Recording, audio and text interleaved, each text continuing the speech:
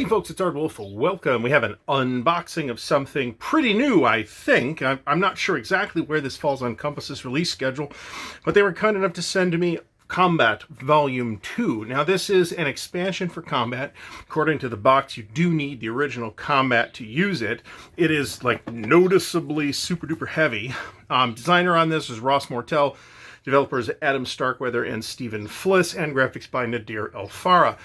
So this is in a 2-inch box, and just to introduce Combat a little bit, it is a solitaire tactical World War II game that is kind of, at least in part, intended, and I don't have Combat Volume 1, so feel free to correct me on the comments on this. It's kind of intended to fill the niche left by the old Ambush from Victory games. So we're going to take a look at what's inside here right now. Now, what we have here is the standard Compass 2-inch box. Back is upside down. Looks like we have 6 maps, 4 counter sheets, 7 counter sheets, 11 display mats. So it looks like there's definitely a lot of stuff. So without further ado, let's get into it. Suitability for solitaire 10 to 10, obviously. And it does say average time to play 3 to 4 hours, which is, I think, a pretty good space for a solitaire experience to fit into. Okay, so a couple interesting things here. One, the insides are all bound up. Secondly, there's some little informational things on the box edges, which I always think is kind of cool.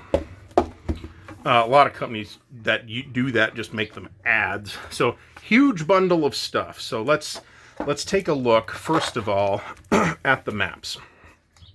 Now we have 1, 2, 3, 4, 5, 6 maps. All right, so, and they're numbered in sequence with the maps from the original. So map 5, the woods. And again, graphics by Nadir Elfara. I assume that means Nadir did the maps as well. So again, feel free to correct me on that. And these are what look to me to be slightly larger than your standard wargame map size, which is 23 inches by 34 inches. These look a little bit wider and a little bit longer to me. They do look pretty clear. I don't know what the hex scale is, but it's a hex encounter game, right? This is not some kind of abstract area movement type thing or slots on a track or anything like that. Okay, so map 9 is hedgerows, which you can see are, in fact, hedgerows, which is pretty cool. Map 10 is the ridge. I can think of a couple different ridges where this might be, and you can see that we have contour lines on here. And I think the maps are intended to be somewhat generic, but certainly I can think of examples of where they would have drawn inspiration for these configurations on. The hamlet. Got a few buildings in the middle of the map here. Map 7, the Abbey. And these are different enough that I don't have a problem. So the hex scale is probably pretty small in this case. I don't know what it would be, 20 feet, 50 feet, something like that. Presumably it will say somewhere, but we may actually not find that information. And map 6, the town. So a whole lot of stuff here. And if you are, quite a bit of town, in fact. So if you are an owner of Combat Volume 1, this is just more stuff for you, pretty much. Map scale, incidentally, is 10 yards per hex, so counters. So we have here, these are bagged because, like a lot of recent Compass releases, he's probably going to fall out of the sheets very, very easily. In fact, there's at least one loose counter in here already, which is a trench. But I do want to actually show you the counters. So these are on that extremely thick recent Compass Games stock. Looks like we have just a huge amount of markers on what looks like 5/8 inch stock. Looks like the trench here is a bonus, in fact. But it does look like, and in fact, as soon as I threw those down, pieces started falling out. Now, for those of you who care about this kind of thing, I can confirm that these counters do fit into the 2mm regular Oregon Laminations corner rounder. But but they're really tight, and I think they'll fit into the 2.5 as well. And I'd want to clip those at 2.5. Now these, if they're on the same stock, these are 1-inch counters, and I would be inclined to clip them with the 3mm clipper. You can see these are 1-inch counters. And I can verify that these do not fit into my 3-inch clipper, but they do fit into my 2.5 mm clipper. Pretty nice looking counters, and certainly the thickness on them is... So one of the problems that we had with this really thick Compass stuff is that it was hard to get the counters out of the sheet. That doesn't look like that's going to be a problem with these. So, and then we got some larger markers for things like weather and morale and direction of something. We got some tanks and or other vehicles, since one's a Jeep. And we've got these kind of look like they're, yeah, these are Germans.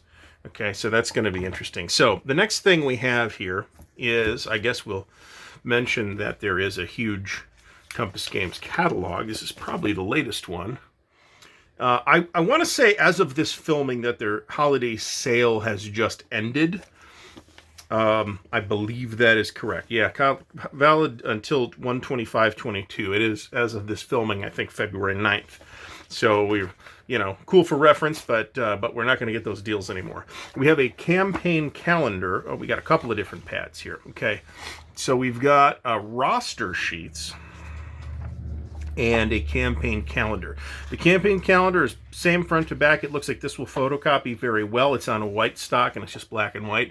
This is on a gray stock, so I would hope that Compass will make this particular form available for download and printing, so that people can print them themselves. Because if somebody's like a religious player of this thing, they're going to eventually run out.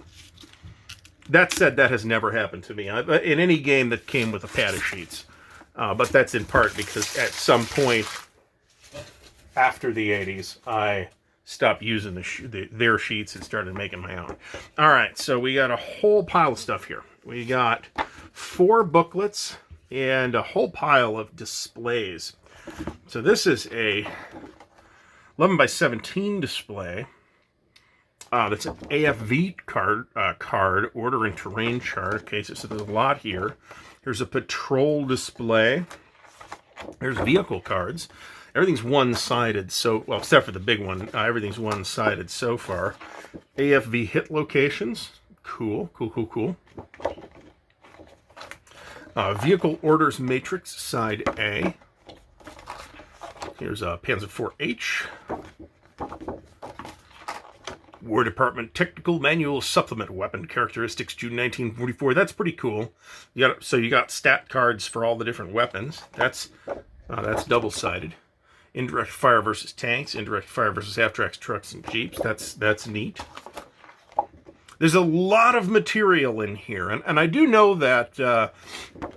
Well, I think there were some errata issues with the first one, and I think there were some counter issues specifically, but Compass fixed that. And I do know that there's Combat Volume 1 appears to be accruing a following. So I think the series has a lot of potential, and I'm very curious to see where Compass takes it moving forward. Opel Blitz crew passenger positions, that's pretty cool. Here's some trucks. Although that is a Jeep, not a truck. I mean, it looks like a Jeep. And it's got room for 4 people. So, that looks like a Jeep. Did they call it a quarter-ton 4x4 command reconnaissance crew passenger position truck? Maybe. I don't know. There's an M4A3. Here's another M4A3. And here's another Opel Blitz crew passenger positions thing. So, that's actually pretty neat.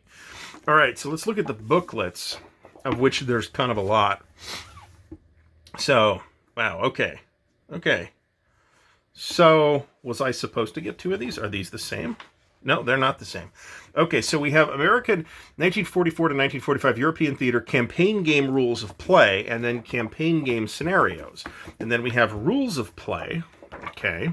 Yeah, so these are additional rules on top of what is available in Combat Volume 1. So we've got, again, 4 booklets here.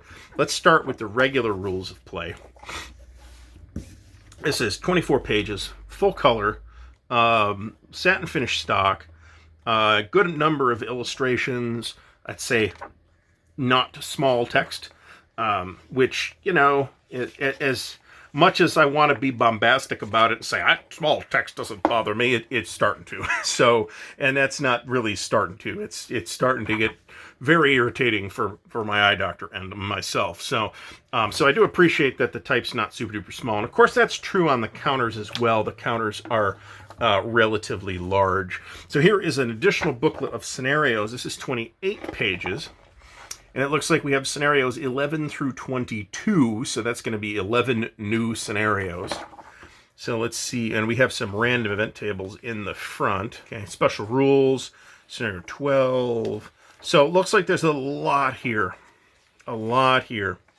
And briefly, actually, let me go back here and talk about what the new rules are. Elite enemies, new characters, new weapons, new terrain, weather and ground conditions, fire, trained medics, vehicles, and light anti-tank weapons. So that makes it sound like there were no vehicles in Volume 1, which might be true, but I don't know. Again, correct me if you're more familiar with the game than I am, which it wouldn't be difficult. So then we have these two campaign game booklets. Okay, so looking at the campaign game rules of play, looks like we have sort of 6 chapters here, which are not. There's a lot of rules here. I think this is where a lot of the meat and value in Volume 2 is going to show up.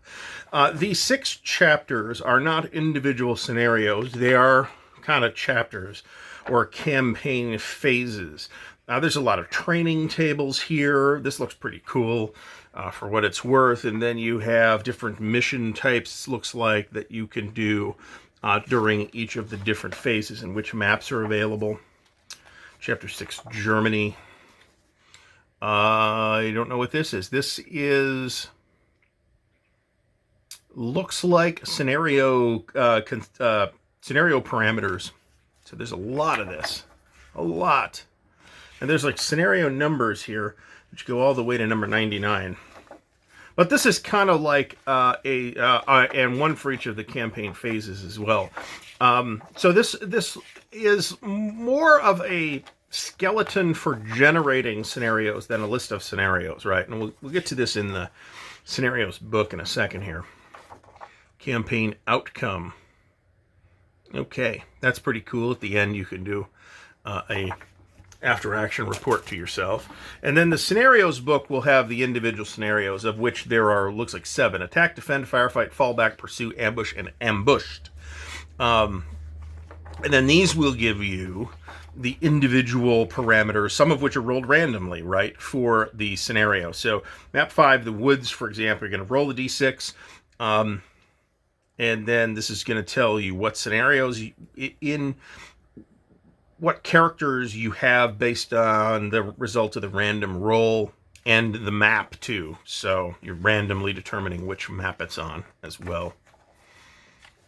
So yeah, this looks pretty cool. This looks like a, again, I'm not familiar with the original Volume 1, although I do know, having picked up the box, that it is also a very weighty package.